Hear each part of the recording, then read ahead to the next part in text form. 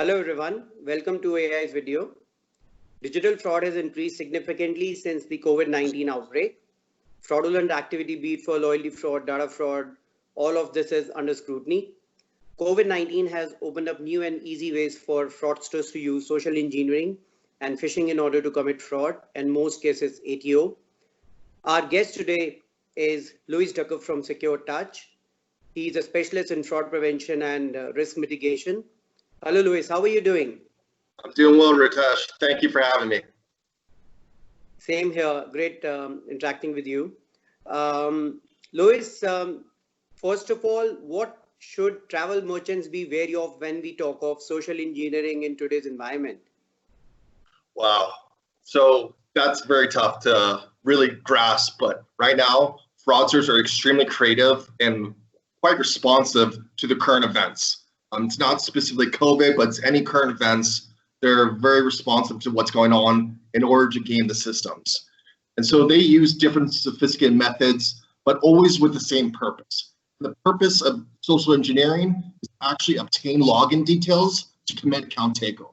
So regardless of current events, whether it's COVID, whether it's a recession, doesn't make a difference. ATO is still the end goal of the fraudsters. So for them to invest their time in social engineering, they've seen a huge opportunity that's emerged because of COVID. Huge numbers of people are frustrated that their holidays and vacations are forced to cancel because of the situation. And so now there's a huge influx of people calling up call centers, demanding for refunds, creating a lot of frustrated customers writing bad reviews or poor reviews. So really, this crisis has really opened up a huge opportunity for fraudsters to exploit customers' frustrations in order to obtain their login details. So Luis, clearly there is a lot of vulnerabilities which are out there to be exploited, be it from consumer side or from merchant side. So what typically is the way these fraudsters are operating, be it for emails or robocalls, if I'm right? Can you explain a bit of this, how they are going about tapping these vulnerabilities? Yeah, absolutely. So you're absolutely right. So they are doing some robocalling. Obviously, email is the easiest way to go about this. But what fraudsters are doing is, and how they're leveraging the situation, is that they're actually posing as, let's say, customer care agents of certain loyalty programs.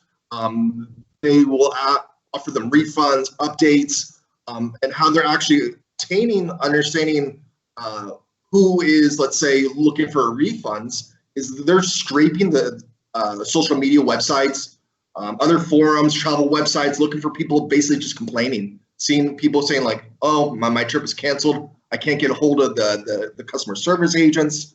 And then they're then able to focus on those people and pose as that customer service agent to then carry out the fraud. Also, it's not so much, let's say, about loyalty fraud, but also fraudsters are posing as, let's say, World Health Organization agents, other non-government organizations, basically offering face masks, cures, whatever. Basically, the whole point is for them to obtain their login information. And because people are basically saving or using the same login information throughout multiple channels, are easily able to enter a loyalty program and basically steal any personal information or credit card information that might be saved on that specific account. One clarification, Luis. So when you say robocalls, is it acting as an agent, or can you explain it for us? What exactly you mean by robocalls? Yeah, so robocall could come in a couple different forms, and how we're seeing it and how we're actually viewing it, or how we're combating it on our side, is the robocalls are just that, saying that we saw that there was a breach in or someone tried to log into your account. Please click here, or please call our agent back in order to solve this aspect. A lot of this is just very automated, and it's very focused on one aspect for them to actually call up the agent, and then have the agent obtain their user information and carry out the account takeover that way. But really, it changes almost on a daily, weekly basis. What might have worked for a fraudster last week got shut down. So it's continually changing, but still the end goal is to obtain the user information to carry out the account takeover.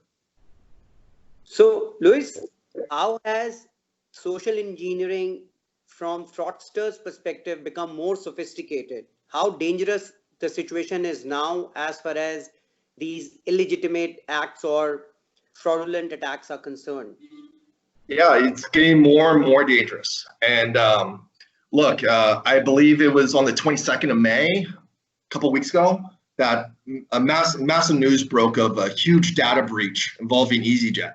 And even though we don't work with EasyJet, I'm not going to speculate about when and where exactly the data breach took place, but this is obviously a very sensitive topic for them and for everybody in the industry for that matter. And this is really the salt on top of the wounds of the current pandemic recession. So right now, EasyJet is subject to maybe a 18 billion pound class action lawsuit, in addition to fines for failing to protect PII under GDPR regulations, on top of, let's say, the irreparable damage that you really can't measure until, or you can't really appreciate once the world returns back to normal travel, because maybe people who are going to look for that new flight will remember that one data breach and they don't want to become the next victim. So beyond the gut-wrenching threat of a data breach, or let's say the monetary value of stolen points, loyalty merchants are also continually challenged with, let's say,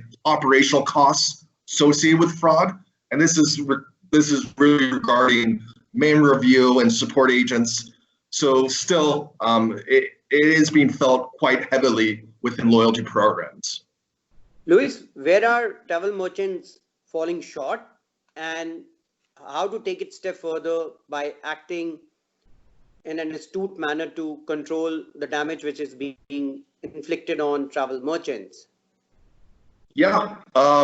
So where they fall short, and it's no fault of their own, it's just the nature of the whole loyalty business, is the nature of loyalty programs. They're meant for a customer-centric experience. They want to have users using it. Obviously, loyalty customers have a much higher spend rate. Now, with that said, it's still quite important to protect not just, let's say, the customer experience, but also the security of the site. So when the effect of social engineering takes place, regardless of the threat, people are still sharing their login information and sharing and saving the credentials basically everywhere. So it's quite important to have early detection. You cannot wait until, let's say, a fraudster logs in, or even a good user logs in to see if they're a good user or not. And you can't wait till, let's say, they make a transaction to see if they're a good user or not. You need to be able to understand from the moment the person comes to the page whether they're a good user or not. And you can't be reliant on, let's say, the device attributes, the transaction, but you actually have to understand the actual behavior and the navigation of the users to actually understand how the good user's journey would look like versus a fraudster's journey. And those subtle differences will allow you to actually determine if, let's say, the early stages of account takeover are taking place.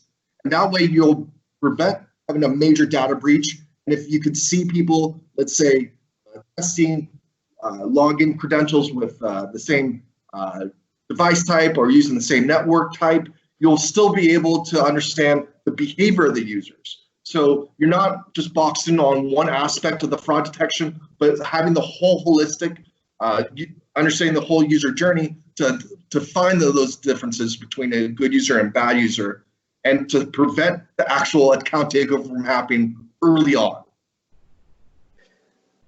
Some of the concerns which are being raised is that it is not an opportune time to work on new projects. It could be fraud prevention, data security, e-commerce. And the major issue right now is fraud is happening. Data security seems to be an issue because of work from home environment. So what's your recommendation to travel merchants when it comes to curbing the fraud which is happening at the moment? how to go about real-time assessment of differentiating a good customer and a bad customer? Yeah, that's a great question. So you're right, absolutely right. Finding the resources, trying to get enough buy-in to actually test these solutions to see if it works or not is the main challenge that a lot of loyalty programs are facing. Now, even though obviously travel industry has taken a huge hit during this crisis, still it's important to have not just short-term and midterm, let's say, perspective, but having a long-term perspective. Because look, in a year from now, the world will get back to normal. We will start traveling again. The industry will rebound. So it's important. So once that rebound does happen, and once the world starts traveling again, you're in a position to have a secure loyalty program, to have a secure site, and by at the same time offering a great customer service, great user experience. It doesn't involve, let's say, second factor authentication or anything that would basically cause dissatisfied customers. So it's important to have that long-term perspective that this will end, and it's important to have systems in place. So once this crisis is over, and we do see a huge influx of new users, new accounts, basically people sign up to more loyalty programs. This is all great signs, but also at the same time, it will open up new opportunities for fraudsters to exploit these new opportunities that will come with this. So it's important to have the long-term perspective of what will come, not just what's happening right now. So lastly, Louis, we started from social engineering perspective. If I have to put you one question, which is the biggest tool which is being underutilized in terms of curbing social engineering driven fraudulent activities, what would it be? Yeah, so if you're underutilizing a certain tool in order to stop social engineering, it's important to understand what they're trying to use the social engineering for. And as I mentioned, the whole goal of social engineering is for account takeover. And in order to prevent account takeover, you can't just be, let's say, focused on the login or a transaction, because with loyalty, people aren't actually making transactions going through a traditional payment gateway. They're using their loyalty points. And a lot of times account takeover doesn't result in stolen or transferring of points. It could be stolen PIA data, which is obviously a huge concern. So one tool or one aspect is actually understanding the behavior of the users. Now, that's something that's very foreign to a lot of airlines, hotels, OTAs, because they're familiar with, let's say, transactional data or device data. But understanding the actual behavior of users will give you that early indication whether you're a good user or not to prevent the account takeover from happening. So when you say behavior, are you referring to tools like biometrics? What are you referring to? Yes, I am referring to exactly that. So when I'm referring to behavior, to understand the behavioral biometrics of the good users, so that's referring to, let's say, on the mobile side of things, how a good user would hold their mobile device, how they swipe in their hand, the subtle movements that the phone makes in the person's hands, and the tilt of the angle of the phone. And on the desktop side of things, how someone might be typing, the subtle mouse movements that they make with the mouse. And that gives you an understanding of how good users physically interact with their devices opposed to fraudsters. And those subtle differences will allow you to have early detection before account takeover happens. And it's not relying on a transaction or device or network. It's relying purely on the behavior of the users. So it all boils to having a score. All the available data which you're referring to, the way it works is if there is a flag off, it all depends on a score, human interaction. I mean, the human and artificial intelligence combined together. That's the way it's going to work. That's partially right.